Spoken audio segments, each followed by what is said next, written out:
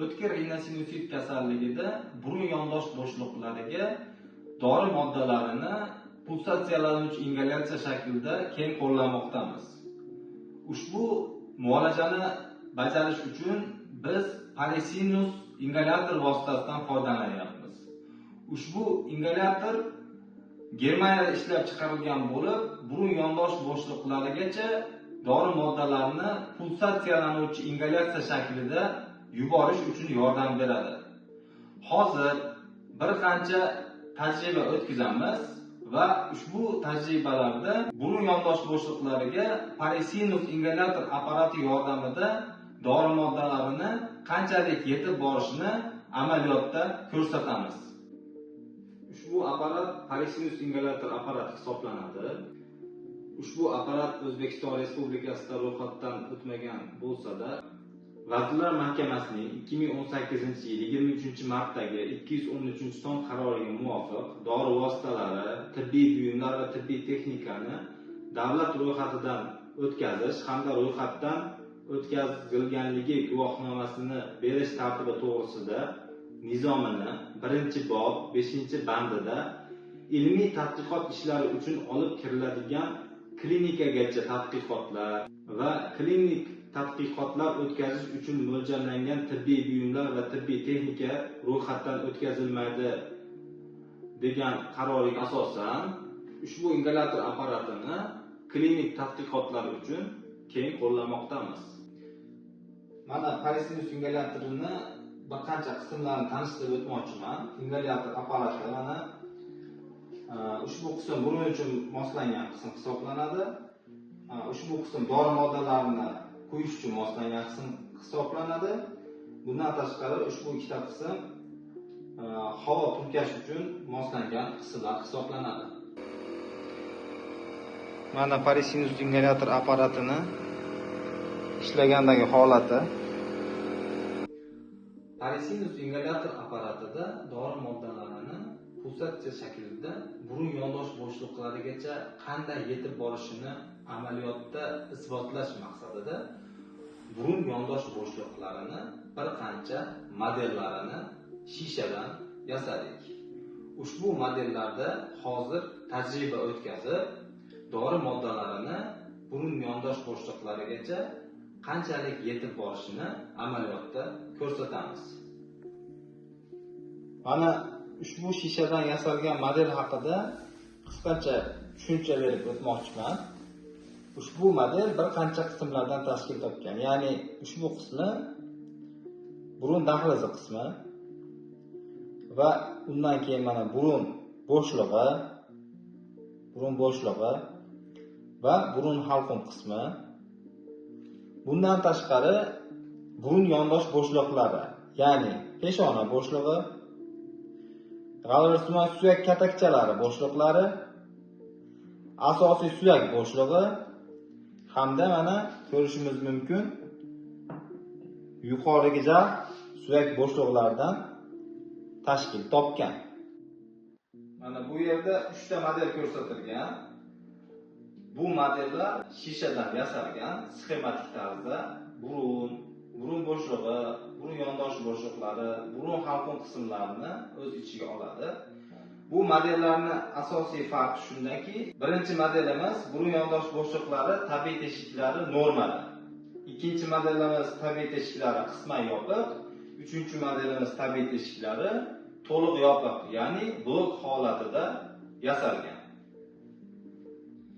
Mana birinchi modelimiz, bunda burun yondosh bo'shliqlari tabiiy teshiklari normal holatdagidek yasalgan, ya'ni 1,5-2 mm. Ikkinchi modelimiz, bunda burun yondosh bo'shliqlar tabiiy teshiklari qisman yopiq holatda yasalgan. Ushbu teshiklar 0,5-1 mm ni tashkil qiladi. Ushbu modelimizda esa burun yondosh bo'shliqlar teshiklari to'liq holatda yopilgan, ya'ni blok holatida qilib yasalgan. Tajribani boshlashdan oldin bir narsani ta'kidlab o'tmoqchiman. Burun halqum tomonni yopib ochib turamiz. Sababi odatda bemorlarda ushbu ingalyatsiyani o'tkazganda ham bemorlar doimiy tarzda N harfini takrorlab turadi. Buni asosiy maqsadi N harfini takrorlaganda tanglay chodiri ko'tariladi hamda dori moddalarini burun yondosh bo'shliqlarigacha yetib borishini samaradorligi oshadi. Shuning uchun men ham burun halqum tomonidan N harfini aytgandek ko'rsatkich barmog'im bilan modelimizdagi burun halqum qismini ochib yopib turaman. Burun yondosh bo'shliqlari tabiiy teshiklarini normal holatdagi ko'rinishida qanchalik burun yondosh bo'shliqlarigacha dori moddalarini yetib borishini hozir amaliyotda ko'ramiz. Dori moddasi burun dahlizi, burun bo'shlig'i, burun halqumga, bundan tashqari burun bo'shlig'i orqali barcha burun yondosh bo'shliqlariga yetib bormoqda. Mana normada boshqa tomondan ko'rinishi, bunda mana ko'rishingiz mumkin. Peshona bo'shlig'i, g'arbiy suvon suyak katakchalari, asosiy suyak bo'shlig'i va yuqori jab bo'shlig'iga ham dori moddasi yetib bormoqda.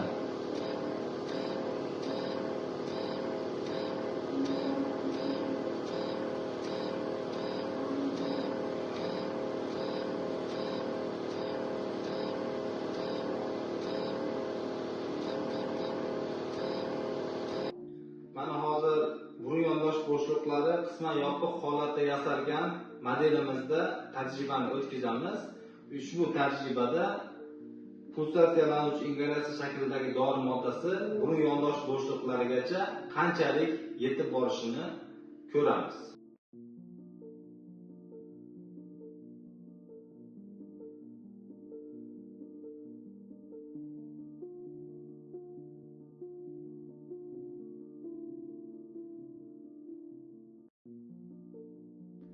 Navbatdagi tajribamiz burun yondosh bo'shliqlari tabiiy teshiklari to'liq holatda yopilgan, ya'ni blok holatida pulsatsiyalanuvchi ingalyatsiya shaklida yuborilgan dori moddasi burun yondosh bo'shliqlariga qanchalik yetib borishini amaliyotda ko'ramiz.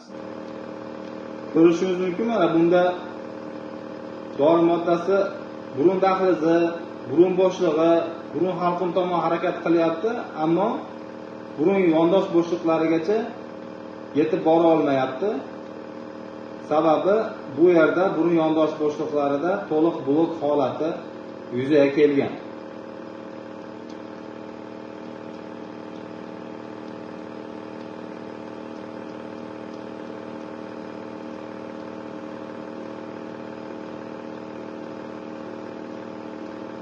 Mana tajribani o'tkazdik. Xulosa o'rnida shuni ta'kidlamoqchimanki, Parisinus ingalyator apparati yordamida pulsatsiyalanuvchi ingalyatsiya shaklida yuborilgan dori moddasi burun yondosh bo'shliqlari tabiiy teshiklari normal holatida burun yondosh bo'shliqlarini barchasiga yetib bordi. Burun yondosh bo'shliqlari tabiiy teshiklari qisman yopiq holatida ham burun yondosh bo'shliqlarini barchasiga dori moddalari ingalyatsiya yordamida yetib bordi. Va uchinchi modelimiz burun yondosh bo'shliqlari tabiiy teshiklari to'liq yopiq, ya'ni to'liq blok shakldagi modelimizda ingalyatsiya yordamida dori moddasi burun dahlizi, burun bo'shlig'i, burun halqum orqali harakat qildi va burun yondosh bo'shliqlariga yetib bormadi. Shu o'rinda bir narsani ta'kidlab o'tmoqchiman. Oddiy ingalyator apparatidan ushbu pulsatsiyalanuvchi ingalyator apparatini nima farqi bor degan savolga javob. Ushbu ingalyator apparatida maxsus vibrator qismi joylashgan bo'lib, vibration, ya'ni ushbu qism yordamida dori moddalarini kuchli bosim ostida pulsatsiya shaklida yuboradi va burun yondosh bo'shliqlarigacha yetib borishini ta'minlaydi. Hozir mana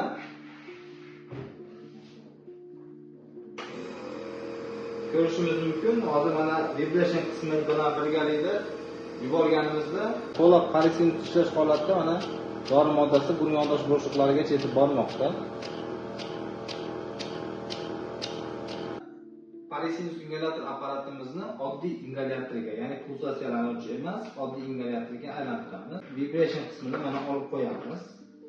Mana. Endi mana oddiy ingalyator shakliga keldi. Ko'rishimiz mumkin. Xuddi oddiy ingalyatorga o'xshab dori moddasi yubormoqda.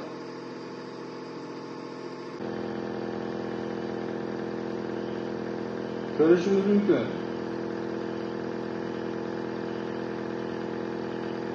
Dori moddasi faqat burun dahlizi, burun bo'shlig'i va burun halqum tomon harakat qilmoqda, lekin burun yondosh bo'shliqlariga yetib bormayapti.